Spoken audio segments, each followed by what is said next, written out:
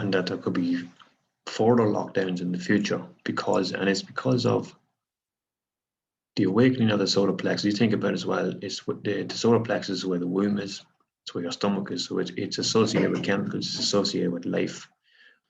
So that was just something that I wanted to explain, that what was going on inside me in 2020, and I'm kind of still not right. That my head is kind of all over the place.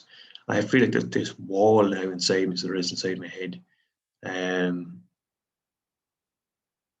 Since my dreams taught me maybe in March this year, 2020, to bring my attention up. I don't know why it taught me now, or why not earlier.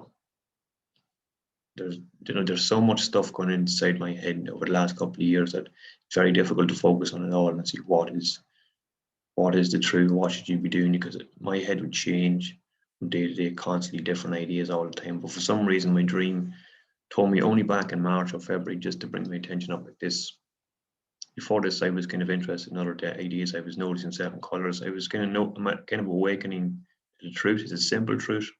Maybe I should have seen it a long time ago, but for some reason, my dream only taught me to bring my attention up to my head like this, and imagine that there's a third eye up there.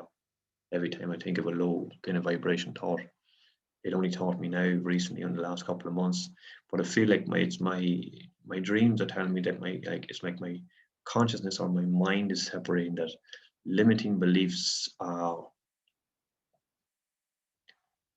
kind of been coming to the surface. There's like a divide happening in my mind where I'm letting go of limiting beliefs that no longer serve me. This is what happened inside my mind now at the moment in 2020. As I just wanted to share what 2020 was about for me, or what was happening. And at the moment,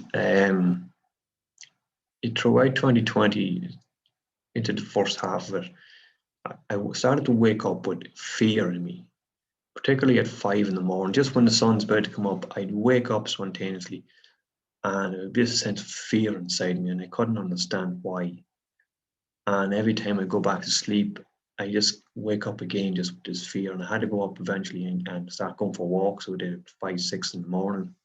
But now, in this month now, I keep my kind of my window open, and I can see the sun coming out, and there's this great feeling I get when the sun comes up. For some reason, it's like it's energizing me. A lot of people know this, but for some reason, I'm just maybe convincing myself now that this is what I need to do. That there's so much around me that I have for free, that I don't actually, it's like my mind is separating these limiting beliefs, to thinking that I needed this and I needed that and I needed to buy this. And they're intuitive things that I knew as a teenager, but for some reason I bought into all this other stuff.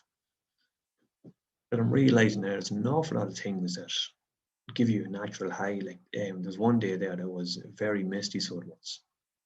I just stood out for like an hour in the mist, just breathing it in. And it was almost like taking in pure oxygen. It was almost like a drug. It was almost like it was clearing my whole mind, everything within me.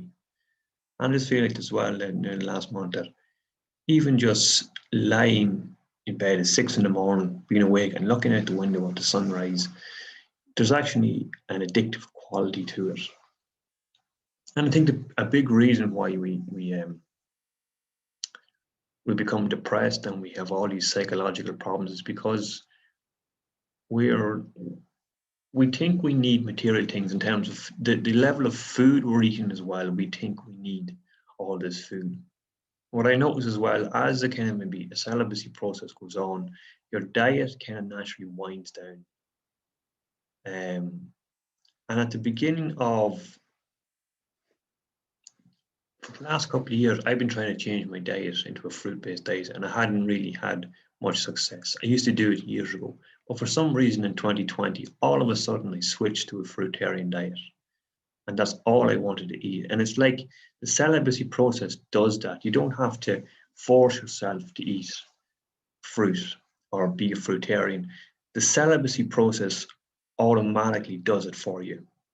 It's like, and I imagine as well that if you imagine you're a marathon runner and you're running in a marathon for 2 hours, or maybe even just into a half an hour, there's this thing what they call, marathon runners call the wall, where for after the first half an hour, within a 5-minute period after, you feel down, depressed. And it's because your system is going to kick into another energy system. For the first half hour of a run, you're using carbohydrates, sugars in your body. And then after the half an hour, your system is wondering, are you going to keep running?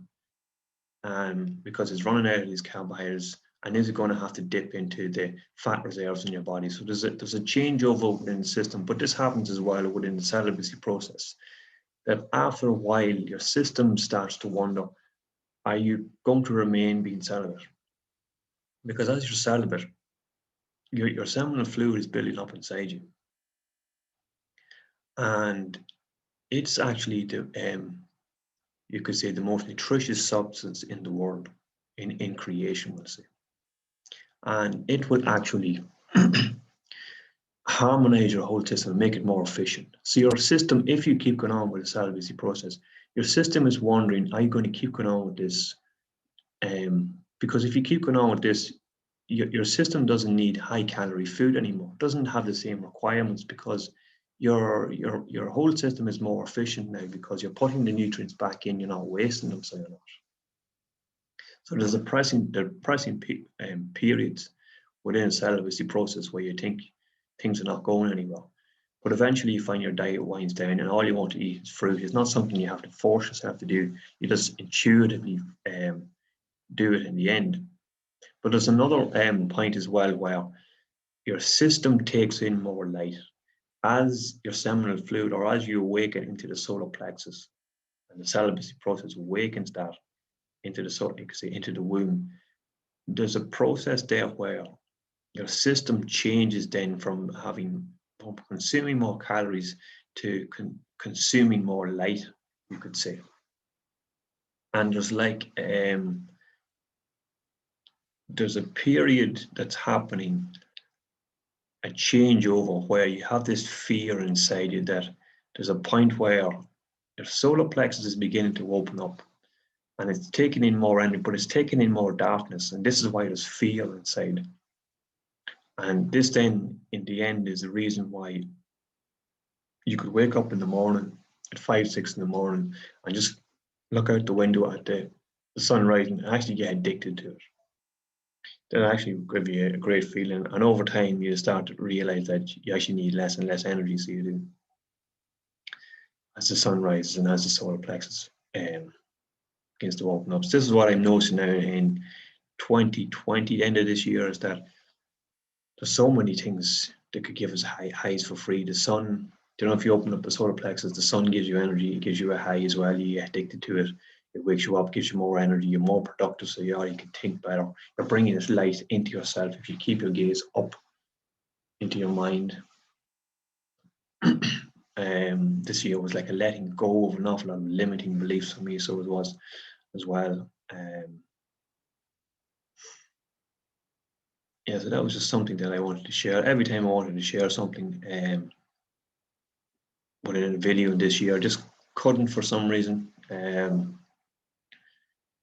Whether the camera wouldn't work, or the phone wouldn't work, or whatever. I don't know what happened. But within this year, like I found Jesus, and it's brought me closer and closer. That's what I found within 2020. Just realizing there's an awful lot of stuff that I just do not need. Yeah, and realizing that there's so many things out there that are natural highs that can, you know, like the sun. Like if it's a misty day, it actually purifies the air, so it does. There's no really smog about it. And I live out in the countryside, so there wouldn't be much smog, but something like mist just purifies the air. And for some reason this year it's very misty, so it is whatever's going on in the galaxy, we're moving across the galaxy, it's changing our whole atmosphere in some way, I think. I have that kind of sense, so I do. So in this year, like I woke up as well. I'd be waking up at 3 and 5 in the morning and feel this need to pray. So that's what I'm doing. I just wanted to give an update on what I'm doing in this year. So don't forget to like and subscribe, and I'll see you again.